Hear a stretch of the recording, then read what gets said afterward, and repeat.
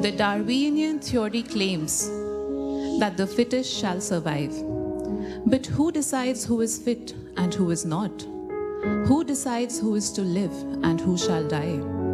Is there a superior being who has the right to kill and an inferior being who has to die? Aldous Huxley says, it takes two to make a murder.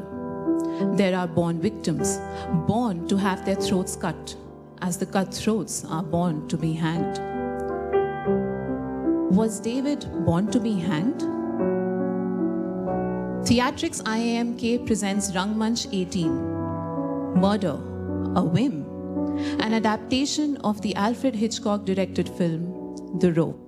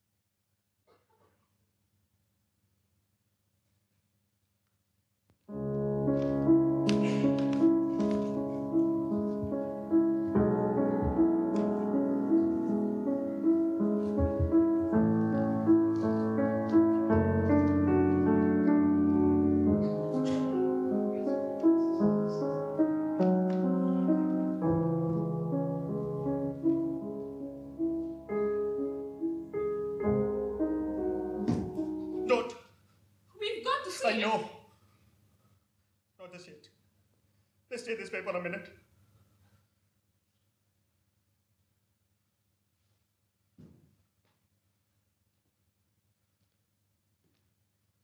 Philip, it's the darkness that's got you down. Nobody really feels safe in the dark. Nobody who's ever a child, that is. I'll open these, all right?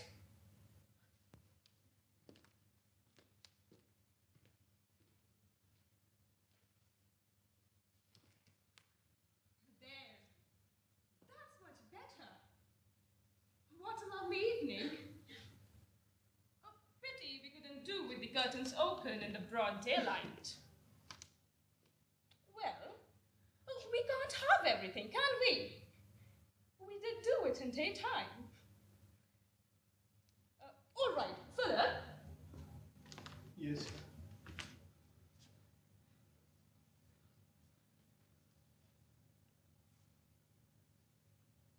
Better put those away in the checkbook drawer behind my box.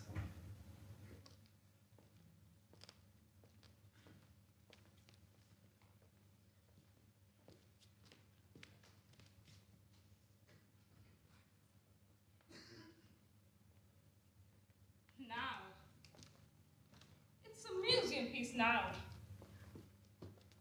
Out of this, David Kentley had his last drink.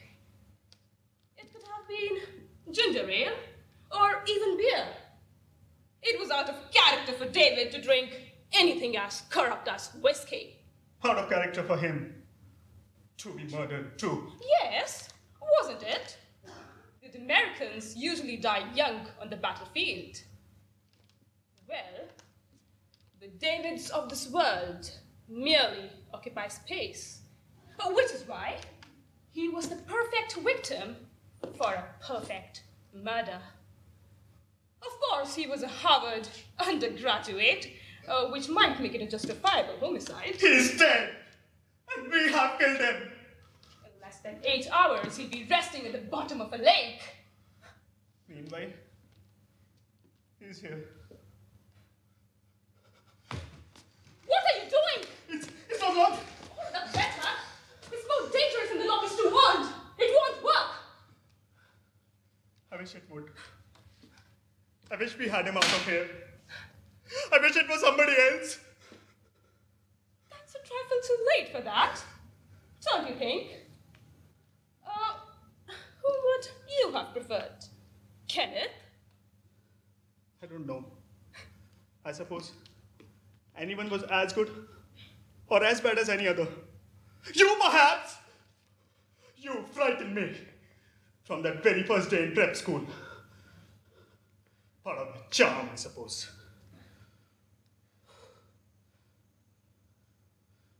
I'm only kidding, Elisa. I obviously can't take it as well as you. So getting a bit nervous.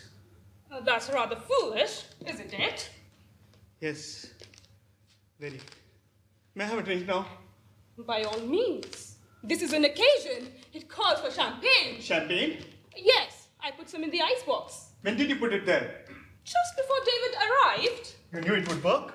Of course.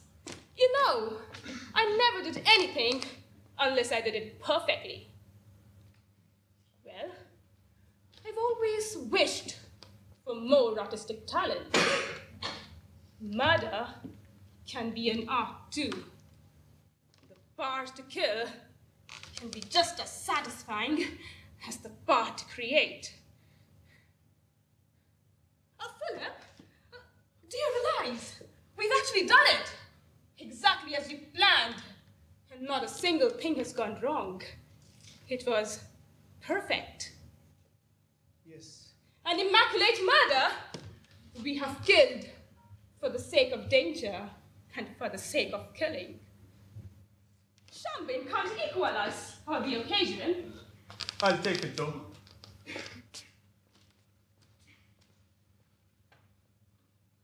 You aren't frightened, Philip, are you? Neither of us can have fear. That's the difference between us and them. They talk about committing the perfect crime, but never do it. Nobody commits murder just for the sake of experimenting it. Nobody except us. You aren't frightened still, Philip. No. Not even of me? No. That's good. You just astound me. As always. That's even better. To David, of course. Elisa, don't you think this party is a mistake? Oh no! It's the finishing touch to our work. It's even more. It's the signature of the artists. And not having it would be like... Painting the picture and not hanging it? That's not a good choice of words, Philip. This party will be the most exciting ever given. With these people? Oh, they're a dull crew.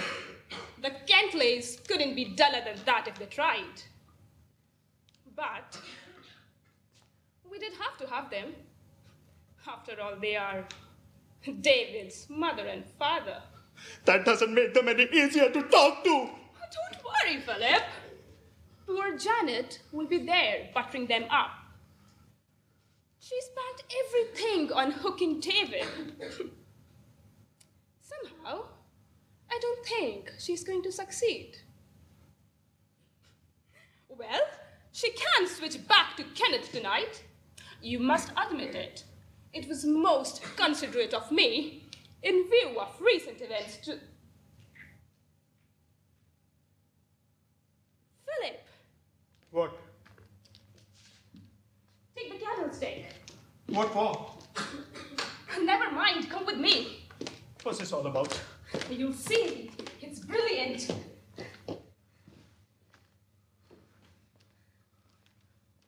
What the devil are you doing? Making a work of art. A masterpiece. Lisa, you're going too far! Why, Philip? Why? What's wrong? I just thought it would be nice to have supper in here. On this. Isn't it a good idea? In this way, no one will try to open it? I don't think you appreciate me, Philip. I'm beginning to, Elisa. Oh, well, come on now. We don't have much time. How are you going to explain this? I'm not going to. You got to have an excuse. Oh, we can't leave a guest alone. Elisa, we must have an excuse for the others. All right, Philip, all right. Let me think.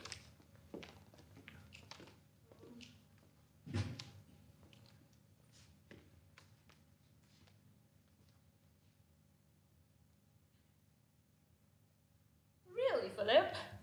You get much too upset, much too easily. What are you worrying about, Philip? We have a very simple excuse right here.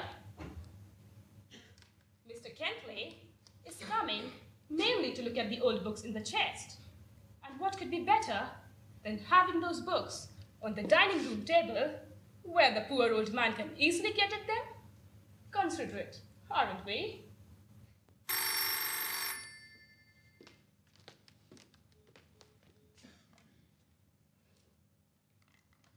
Hello? Oh, of course. You start on the books. Who is it? Mrs. Wilson?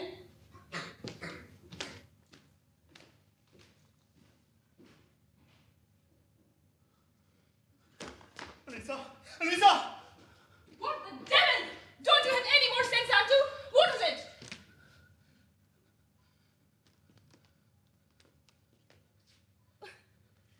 Well, go on, pick it up. I can't. If Mrs. Wilson were here, she would pick it up for you. A stupid display like this in front of others would be as good as a confession.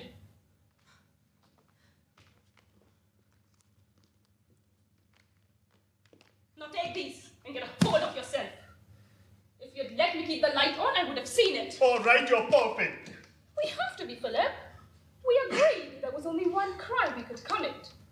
That of making a mistake. Being weak is a mistake. Because it's being human? Because it's being ordinary.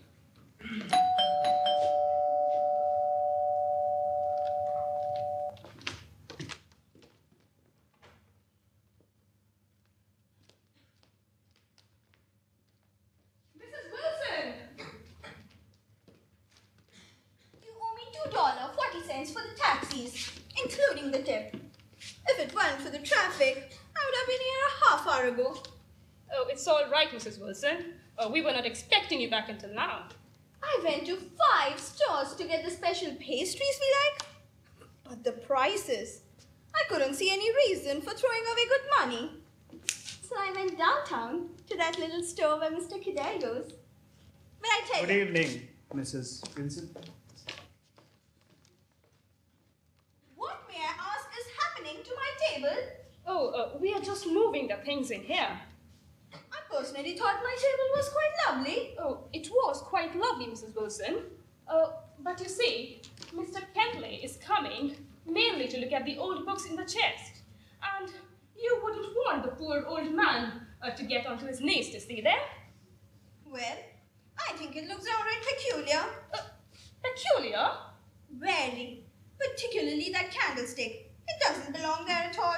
Oh, on the contrary, I think it suggests a ceremonial altar on which you can heap your foods for a sacrificial feast. Certainly there isn't enough room for me to set things out here properly. Is there, Mr. Philip? Oh, you can make it too. You two will be the death of me. What's to be done with those books? Oh, we'll lay them on the dining room table. A crazy idea if you ask me.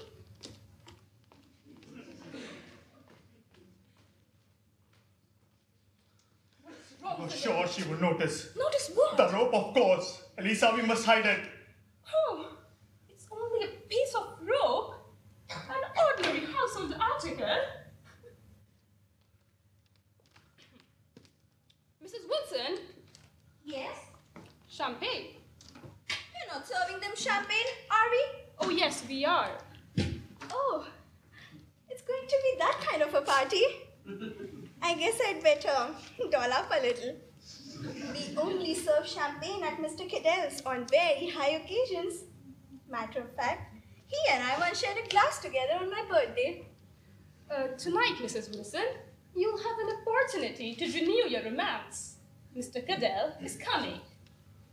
Oh my, Mr. Cadell is terribly nice. Rupert's coming?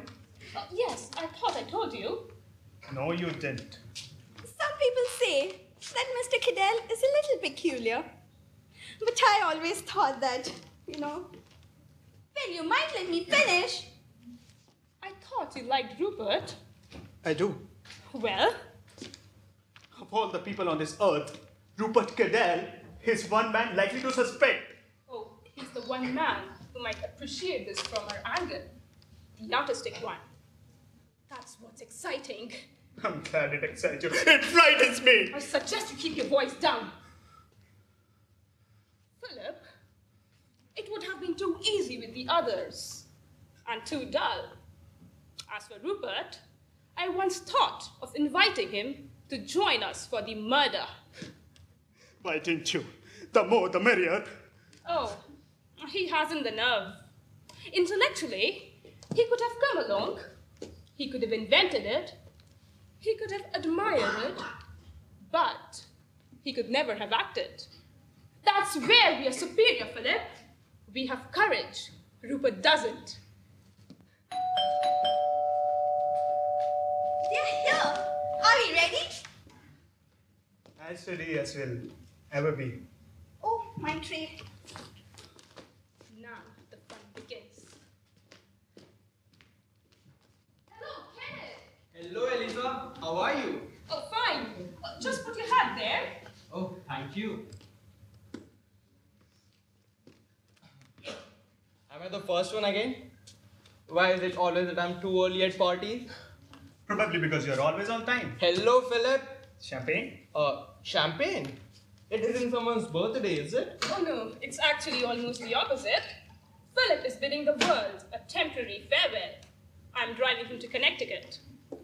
I'm to be locked up. What? To make sure he practices 6 hours a day, I finally wrangled a debut for him. I will be performing in city concert. That's wonderful. Thank you.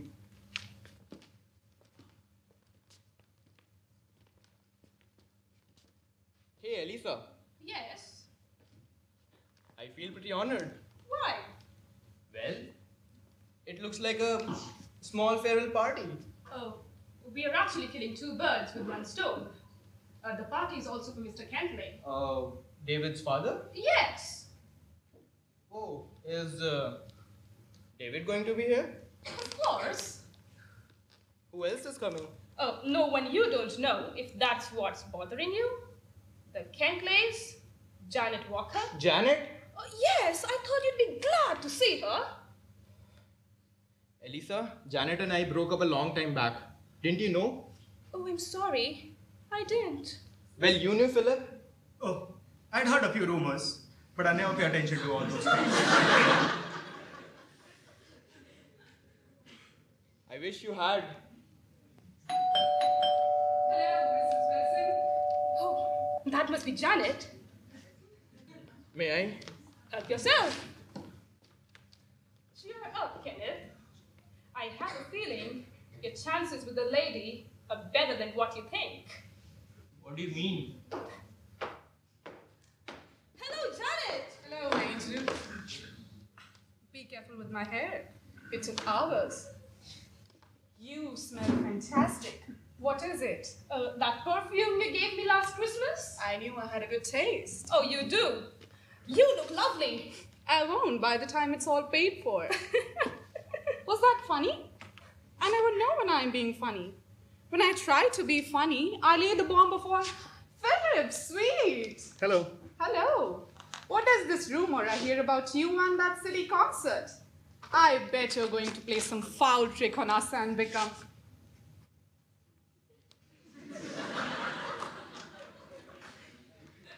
Horribly famous. Hello, Ken. Hello, Jan. How have you been? Fine, thanks. How's the new job, by the way? What are you doing? Writing that same dull column on how to keep the body beautiful. Boys, would you please help me out with the food? Excuse us.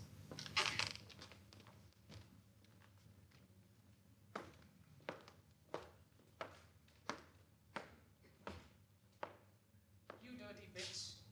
I could really strangle you, Elisa. What have I done now? Sometimes your sense of humor is a little too malicious. What are you chattering about? Why did you invite Kenneth? Well, why not? You know perfectly well why not. Kenneth and I broke up ages ago, and I'm practically engaged to his best friend. David? Yes, David. Which makes everything just awkward. Oh, I'm sorry, Janet. But you see, it's difficult trying to keep up with your romances. After Philip, came Kenneth, and now it's David. Why the switch from Kenneth to David, anyway? Obviously, he's nicer. Well, he's certainly richer. That's a new low even for you, dear. Hey, Elisa. I hear Rupert's coming. Oh, he was invited, let's see. I hope he does. How is he? Who is he? Rupert Cadell was our housemaster in prep school. He's a publisher now. Successful? Maybe he can give me a job. Rupert only publishes books he likes, usually philosophy. Small print, big words, no sales. Right. You know, Rupert selects his books on the assumption that people not only can read, but can actually think. Curious fellow, but I like him. You always did. God, those bull session Rupert and you used to have in school? Elisa would sit up till all hours at the master's feet. Elisa at someone's feet. Who is this Rupert? He used to tell you the weirdest things, didn't he? Really? What sort of things? I suppose Kenneth means Rupert's impatience with social conventions. For example, he thinks murder is a crime for most men, but... Privilege for the few. Oh, right.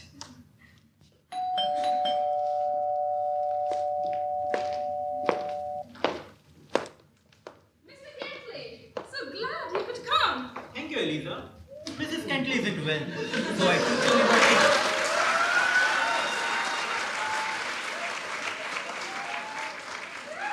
took the liberty. Of bringing my sister-in-law, Mrs. Frost, who is staying with us. Delighted to have you, Mrs. Frost. Delighted to come, dear girl. I've been in New York for 2 weeks. My sister Anna has been ill almost the whole time. And Henry is forever cataloguing his Let me library. take your things. I'm sorry to hear Mrs. Kentley is so ill. Oh, it's just a cold. Colds can be very dangerous this time of the year. I hope Mrs. Kentley is staying in bed with lots of fruit juice. She is. Thank you. Well, that'll do the trick. Cold's dangerous? In this heat? I don't understand that at all. Exactly 2 years ago this summer, I had one myself. I was down for 3 weeks. Excuse me. This way, Mrs. Frost. Janet, my dear. Mrs. Frost. I finished working on your horoscope just before we came. Oh, tell. The stars are very kind. They indicate a marriage very soon to a tall, handsome young man with a lovely father. I told you that a week ago, Anita. Oh, well, I suppose you did. But the stars confirm it. Wonderful. Mrs. Frost, may I get you some champagne? I should adore some. Is David here? I expected him to come with you. He told us that he would meet us here. The last time we talked, he was at the club, studying for his examinations.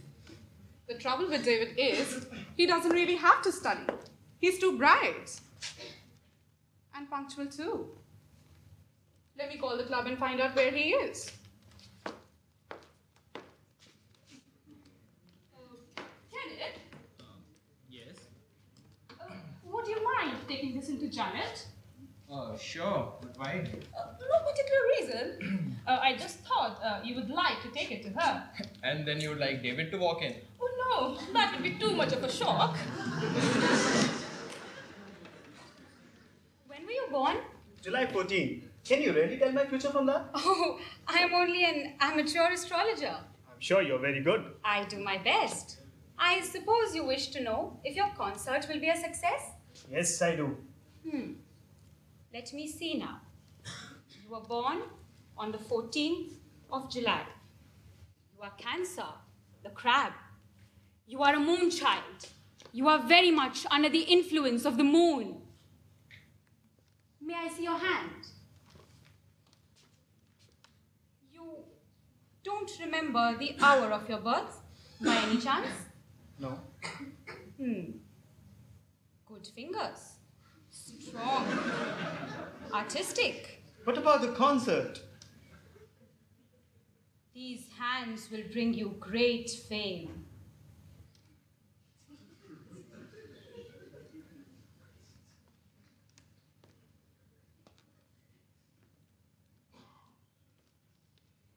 Are you going to play?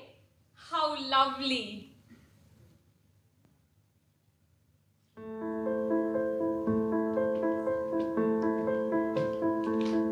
What a lovely tune.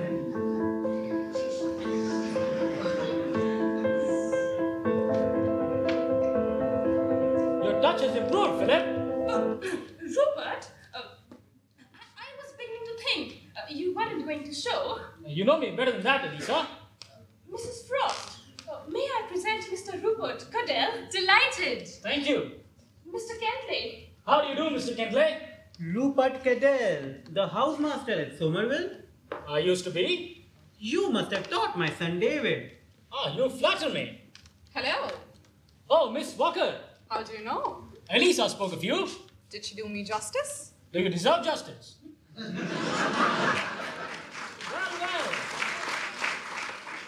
Little Kenneth Lawrence. How have you grown? Hello. School is out, Kenneth. You can say it. Rupert, you're the same as ever. It's awfully good to see you again. Why? Well, Don't mind me. I'm pleased to see you too. And that bears a curious resemblance to the champagne. Oh, it is. Very good champagne too. What's the occasion? I told you on the phone. It began as a little party for Mr. Kentley, so he could look over the first editions. Then it turned out Philip and I were going to the country. Ah, therefore champagne. Yes. I see. It's true. You always did stutter when you were excited. I'm always excited when I give a party. Really?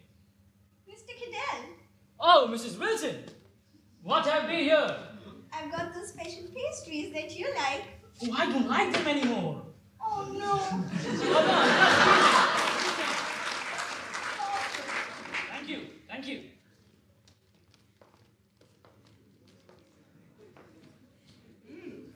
This looks delicious. I hope David gets here soon. Yes. Where is David? I don't have the faintest idea. But he's so late. Mr. Kentley is getting annoyed. And you? Me? I'm hungry. Elisa? Yes, What exactly is this? a croissant I got in Italy. No, I mean, why are we eating of it? We have turned the dining room into a library. Well, I trust you to find a new use for a chest. You know, one was always getting goosebumps by the stories you told in prep school. The Lost Bride. That was your favorite tale, wasn't it? What was that one about? Now, I don't remember how it started, but it was about a lovely young girl. She was a bride-to-be. On her wedding day, she playfully hid herself in a chest. Unfortunately, it had a spring lock. 50 years later, they found her skeleton. I don't think I'll get that playful. Talking of skeletons, have you seen the new movie, The Headless Ghost? Yes, I adored it. Did you? Good. I didn't like the new girl much. Definitely Scorpio. Nah, I didn't like her either. But her clothes were fabulous. Simply divine. Absolute heaven. Philip, would you please help Mrs. Frost with the food? Sure.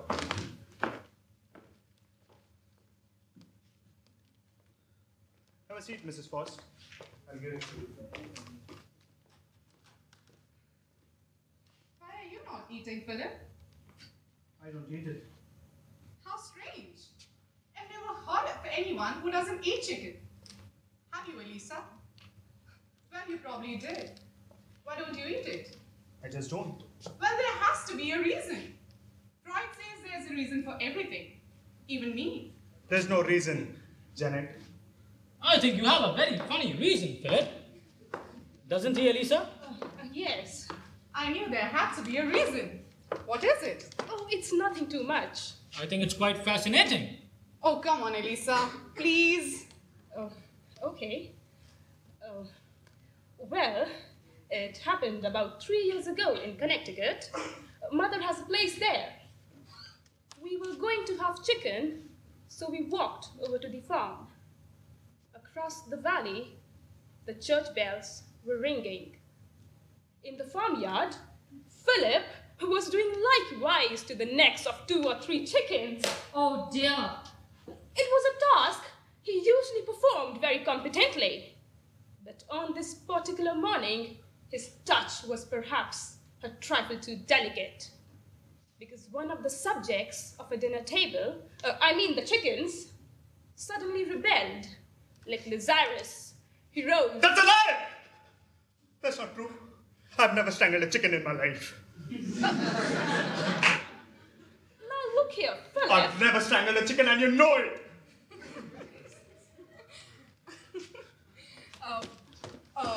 Forgive me. It just seemed too funny. You two being so intense about an old, dead chicken. Oh. I apologize for both of us and the story. Well, is it all over? I'm afraid so, Rupert. What a pity. In a moment, you two might have strangled each other instead of a chicken. Mr. Cadell, really? But a man's honor was at stake. And personally, I think a chicken is as good a reason for murder as a blonde, or a mattress full of dollar bills, or any of the customary unimaginative reasons. Now, you don't really approve of murder. Rupert, if I may. You may, and I do. Think of the problems it would solve. Poverty, unemployment, standing in line for theatre tickets. I must say, I've had a perfectly dreadful time getting tickets for that new musical. What was it called now? Now, my dear Mrs. Frost, a careful application of the gun would have earned you a fair pair of seats in the front row. Frightful. A very simple matter, madam. All you need is a flick of a knife.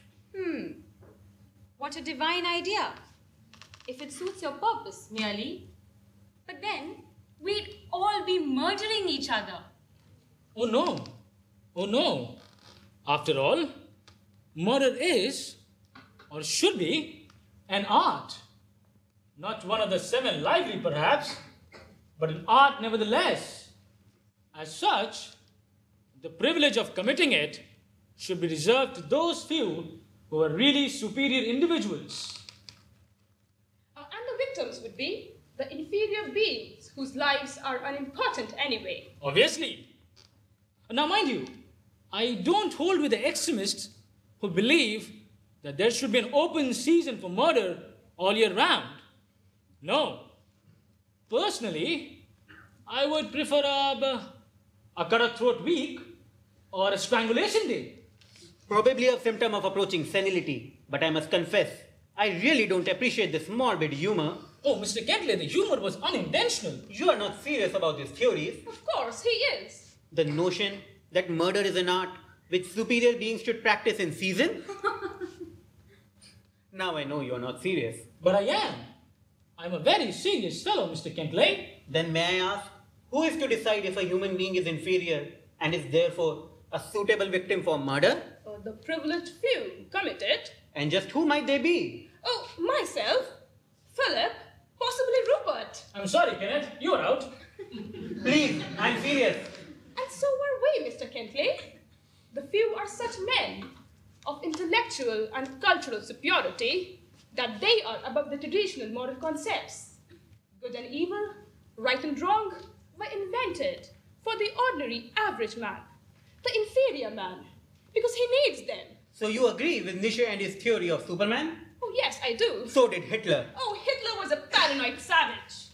His supermen, all fascist supermen, were brainless murderers. I would hang any who were left. But then, you see, I would hang them first for being stupid. I would hang all incompetents and fools. There are far too many in the world. Then hang me! I must be stupid because I don't know if you are serious or not. In any case, I would rather not hear any more of your, forgive me, contempt for humanity and for the standards of a world that I believe is civilized. Civilized? Yes. Perhaps what is called civilization is hypocrisy. Well, I'm sure Rupert fortunately has the intelligence and imagination. Please, Eliza, I've had it just about enough. Elisa, you're pushing your point rather hard. You aren't planning to do away with a few inferiors by any chance? I'm a creature of whim. Who knows? I see. Kenneth, why don't you switch on the radio or play some musical records? Atmospheric music goes a long way. Sure, why not?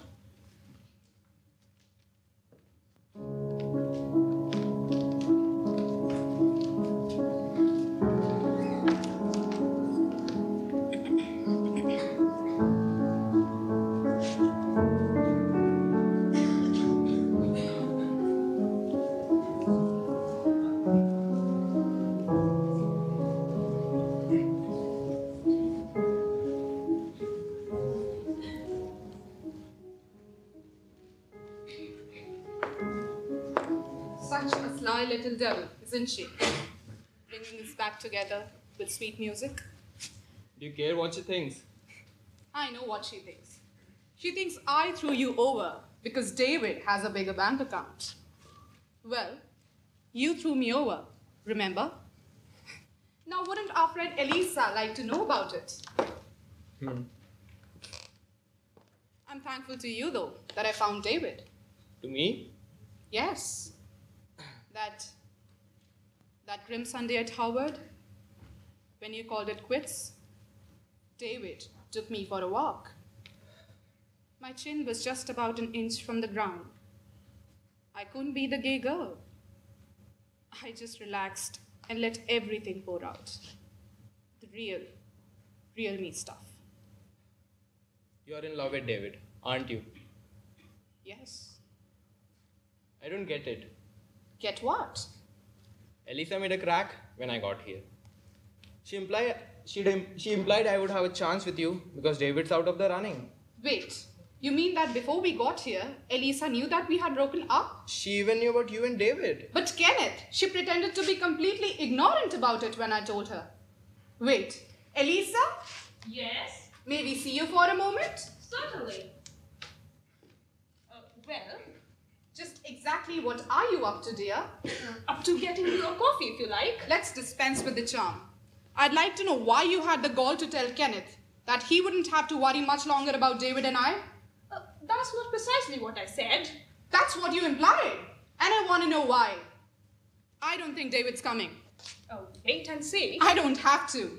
He's never this late. He's never late at all. If something had come up, he would have phoned. I think you deliberately arranged it so that he wouldn't come. How clever of me. I should have known you just couldn't give a party for Mr. Kentley. You had to add something to appeal to your warped sense of humor. I hope you've enjoyed yourself, Elisa. I haven't.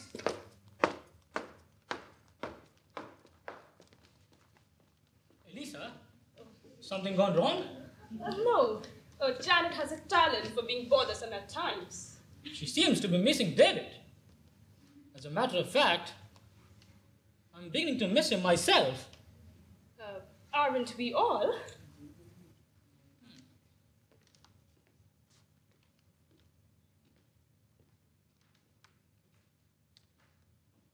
Oh God. Miss Elisa and Mr. Philip must have woken up on the wrong side of the bed. They have been in a state all day. What was so different today, Mrs. Wilson? What wasn't? Miss Elisa was in the maddest rush for me to clean things out and get the table ready for dinner. And oh, it looked so lovely. But when I was out to do shopping, she suddenly told me to take the whole afternoon for it. The whole afternoon. After that mad rush in the morning. Did she say what? No, just a whim, I suppose.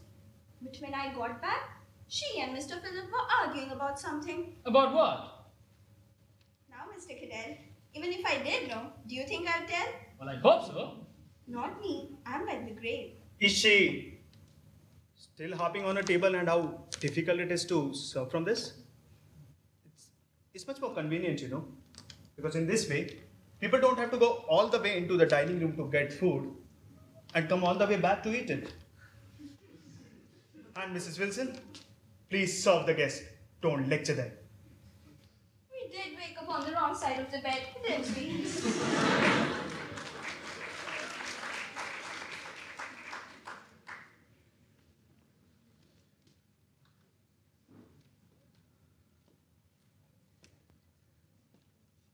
Philip? What's going on here? You know, Philip, I get quite intrigued when people don't answer questions. I'm quite curious too. Can you ask me a question? Yes, Philip. I asked you a question. Well, what was that? I asked you what is going on here. A party? Yes, but a rather peculiar party. What's it all about, Philip? What's what all about? Stop playing crime and punishment, Rupert. If you want to know something, come out with it. Otherwise... Now! Temper. Now don't stop.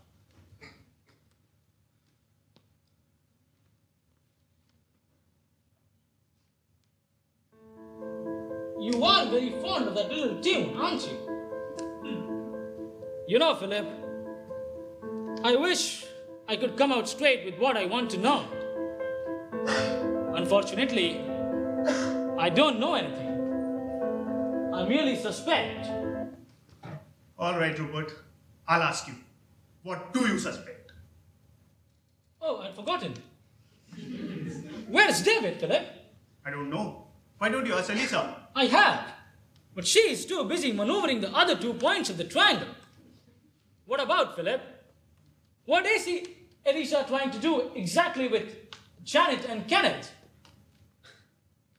What are you laughing at? Nothing. What? Am I so far off the track? There's nothing going on at all, Rupert. You know, Philip, you are more than usually allergic to truth tonight. That's the second time you haven't told it. Thanks. When was the first? When you said you haven't strangled a chicken in your entire life. You're confused. Elisa just dreamt that up for the sake of a very unfunny joke. No, she didn't. No, she didn't, Philip. About a year ago, I was up at the farm. Remember? One morning, I saw you display your fine handiwork. You are quite a good chicken strangler, as I recall. Well, I just meant that Elisa's story wasn't true. I didn't mean that I hadn't killed chickens. That's what you said. Because I thought it was not a suitable topic of conversation while we were eating. All right. We're not eating now, Philip. What did you lie to me for? Because I don't like to talk about... About what? Strangling? I can't play. Mr. Kentley, I want you to have them. This is extremely generous of you, Eliza. But I don't... It's okay, Mr. Kentley. I know you appreciate first editions more than I. This is so nice of you, Eliza. You must certainly come to dinner. Thank you. Oh, wait, let me tie them up.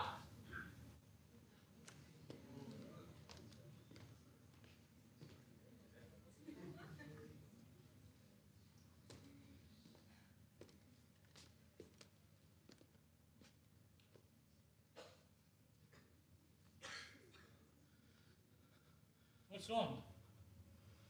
What's wrong now, Philip? Don't you want Mr. Kindler to have the books? No. I don't mind if he has them. What? What then?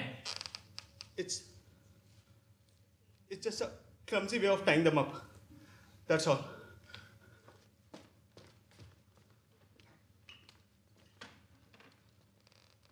Philip. Rupert's onto something. He isn't. Now let up. I've got to have a drink. Enough. Take your hand off my arm.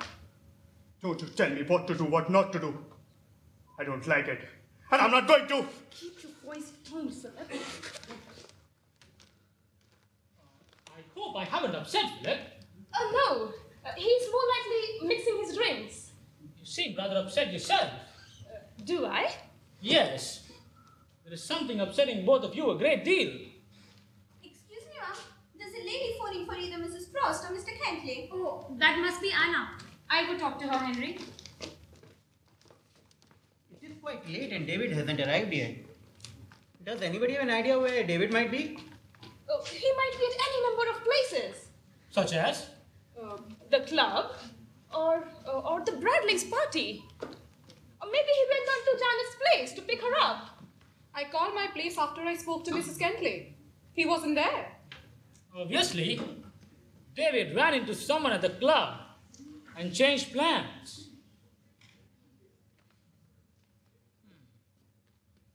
Oh, Mrs. Wilson, let me help you with that. Thank you, Mr. Kidder. Stop! Mrs. Wilson, you can keep the books back when you come in the morning to clean. I didn't have any plans of coming in the morning. I'm afraid you'll have to. Just let go of the books for now. All right.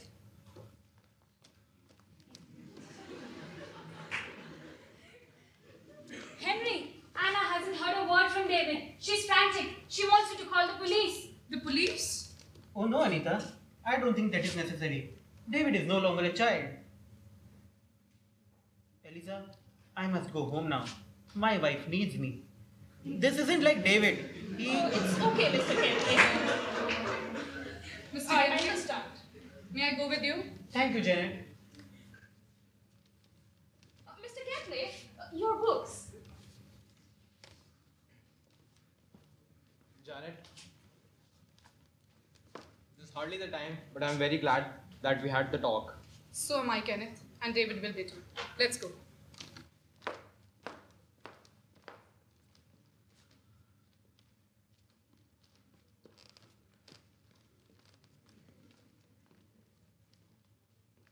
Oh no, that's not yours. It has initials TK written on it. I'll get yours.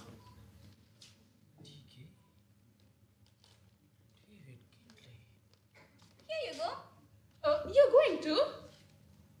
Yes. Yes, I must.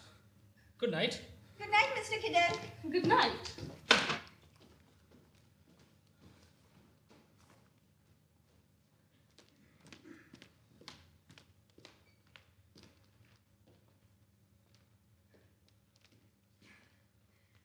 What a lovely evening. Good night. It's been charming. Oh, Philip, this party really deserves to go down in history.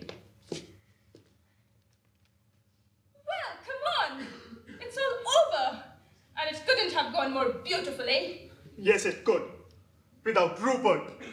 Oh, but I think he was brilliant. He helped me say all that I wanted to say to those idiots. He gave the party the very touch I predicted. Touch of what? Crying, snooping, or just plain pumping? Do you know how busy he was questioning me? Oh, what difference? You're busy there, arranging the neat little touch of yours. What touch? Tying up the books that way? Oh, but I think that was very nice. Didn't you like it? I didn't like it one bit, Elisa. You'll ruin everything by neat little touch of yours.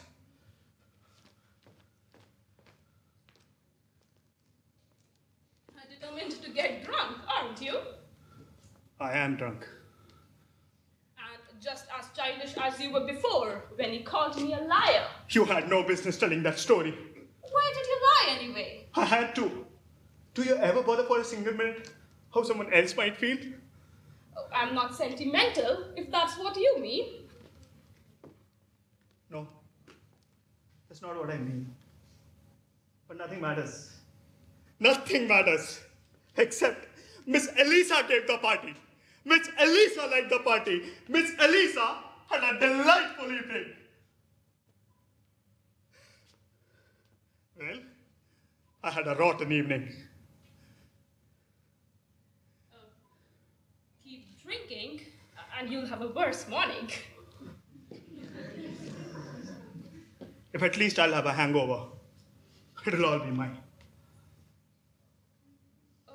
Philip, I've been thinking, we really deserve a holiday after this. Where would you like to go? Of course, we should come back. I have been praying that I would get up and find out that we haven't done it yet. But why? Because I'm scared to death, Elisa. I think we are going to get caught. Oh, there's not a chance. Well, there was, I suppose, but not anymore. Is that you, Mrs. Wilson? Yes. I need the keys to get in and clean in the morning. That is if you're still driving tonight. Oh, yes, we are driving up. All right. Thank you. Enjoy yourselves. Good night. Good night.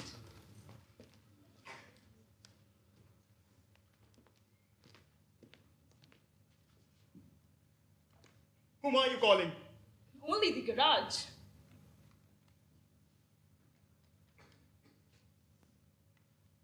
Hello, this is Miss Elisa Shaw. Would you send my car around, please? Oh, right away, thank you.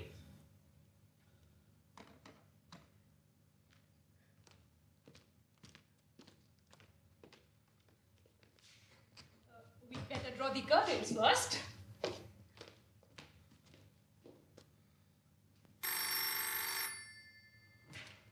Elisa.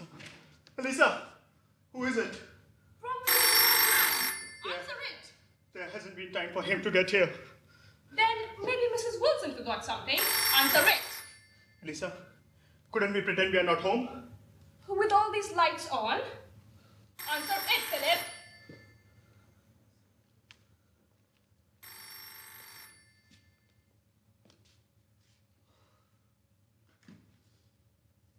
Hello?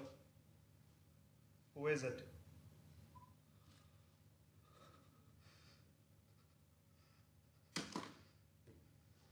Elisa!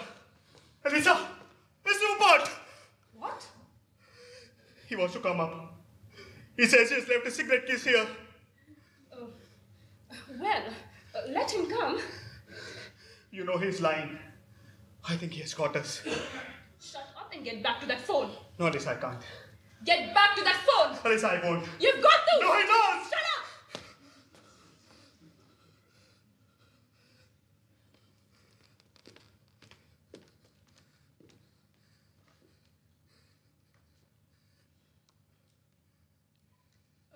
Rupert? No. He's just a little tight. Your cigarette case? Oh, yes, we'll find it in no time. Right.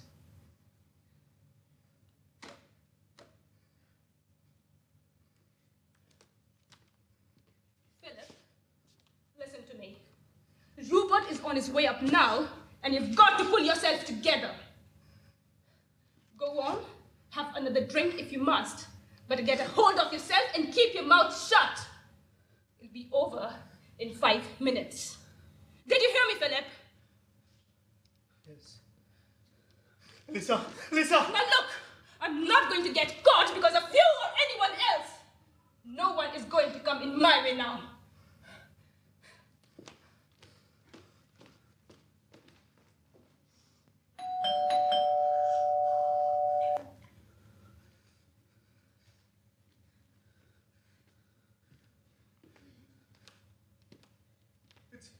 It's not loaded, is it?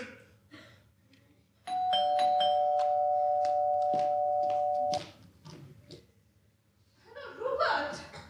I'm sorry to bother you, Elisa. Oh, it's no bother. Come in. I knew you were traveling tonight.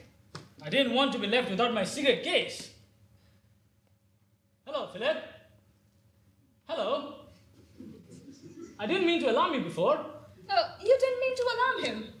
I'm afraid Philip is a little antisocial tonight. Oh. I thought perhaps... Any idea where you left your cigarette case? No. No. Not at all. Completely unlike me to forget it, isn't it? I suppose a psychoanalyst would say that I didn't really forget it at all. But I unconsciously left it because I wanted to come back. But why? Why would I want to come back? Yes, why?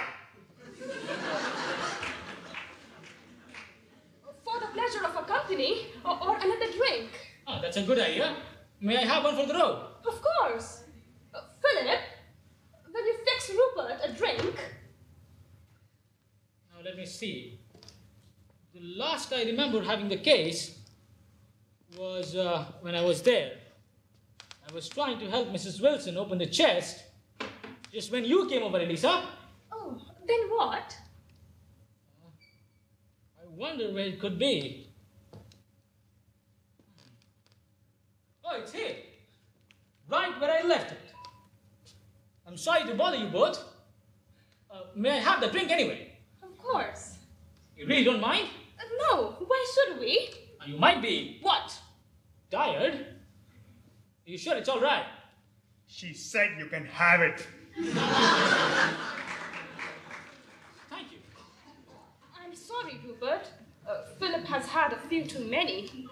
Oh, well, why not? Why not? After all, it was a party. Well, it's very pleasant to be here with a good drink and good company. I am glad.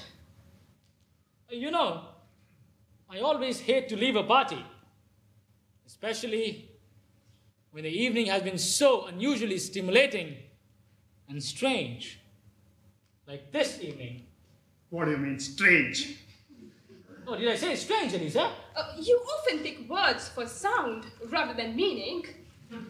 Well, I didn't know what I meant, unless I was thinking of David. What was strange about David? He's not showing up.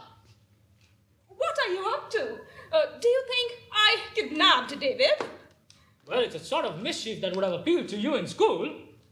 You know, for the adventure, the excitement, and the danger. Don't you think it might be difficult to pull off now? Ah, you would find a way. How? Suppose you were I. How would you get David out of the way? Let me see. If I wanted to get rid of David, I would invite him for a drink at the club or some quiet bar. Or better still, I would invite him in here. Then nobody would see us together. Oh, yes, that's good. And no witnesses? That's right. Okay, yes, then. Well, at the right time, David would arrive. I would walk out of the room to greet him, tell him how fine he's looking and so forth, probably take his hat. Then I would bring him in here. I'd try to make some small talk to put him at his ease, offer him a drink. Then he would sit down. Yes. Well, I'll try to make it all very convenient and easy, you see. I'll ask Philip to play the piano. Now, as I recall, David was very strong, so he would have to be knocked out. So I would carefully move behind him and hit him on his head. And his body would fall forward onto the floor. Then where would you put him? I'll have to find some place to hide his body until dark. Yes. But where, Rupert? Where? Yes. Yes, where? Where? Cat and mouse! Cat and mouse! This is the cat that twists the mouse! Philip. Mind your own business. Shut up, Philip. I told you before. Mind your own business!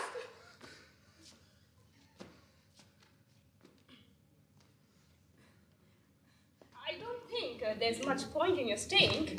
Unless you came back here to find something else besides your cigarette case. You mean, for example, to find out if you really got rid of David? Yes, that's what I mean. I don't think for a moment that you kidnapped David. Well, I admit it. I had this notion in the back of my mind, but I sure wouldn't have mentioned it if it weren't that you seem to be carrying a fear of discovery in your pocket. What? That's a gun, isn't it? I'm sorry, Rupert. I don't blame you. But, well, here. You can relax now. You see, I have to go to the country, and there have been a lot of burglaries. Plus, Mother is a bit on edge too. Did you hear, Philip? What Rupert said? He thought... Oh my God. It's odd how can one pyramid simple facts into wild fantasies. We all do, don't we, Philip? Yes. Particularly after a few drinks. Philip, you'll feel much better once you go out into the open air. It's a lovely night. And you two will be driving up in good weather. I almost wish I was coming with you. Now, driving at night always is very exciting. But now, traveling with you both might have an additional element of a suspense. You were right, Philip. Those books were really tied clumsily. He's got it. He's got it. Philip. He knows. He knows. He knows. Shut up, Philip.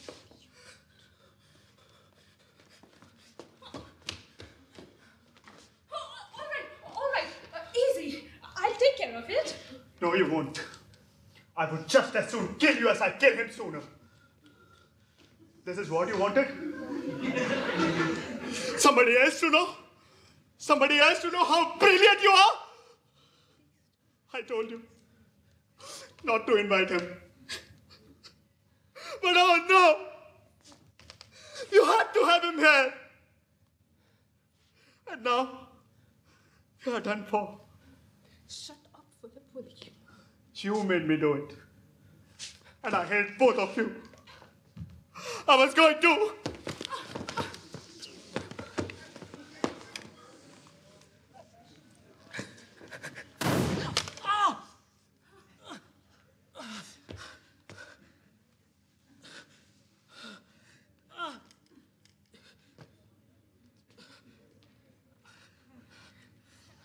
Sorry, Rupert. Stupid babbling drunk. It's all right. If you really wanted to kill me, you wouldn't have missed. Not at that range. Oh, of course. He didn't want to kill you. He didn't know what he was doing. I didn't want to tell you this, but Philip is becoming an alcoholic these days.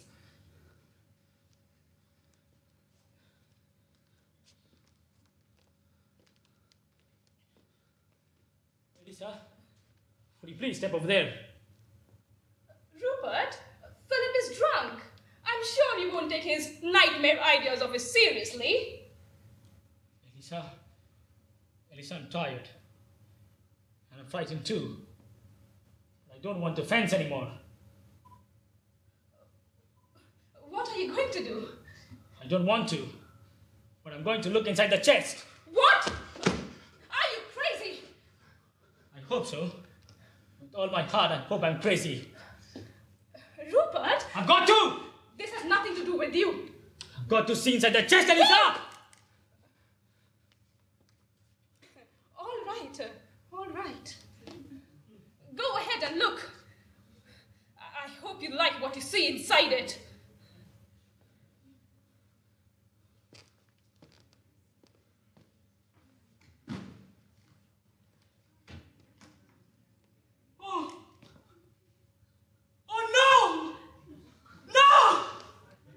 Rupert. I couldn't believe it was true. Rupert, just listen to me. Let me explain. Explain? You think you can explain that? Yes, to you I can. Because you'll understand. Understand? Yes, Rupert. Remember the discussion we had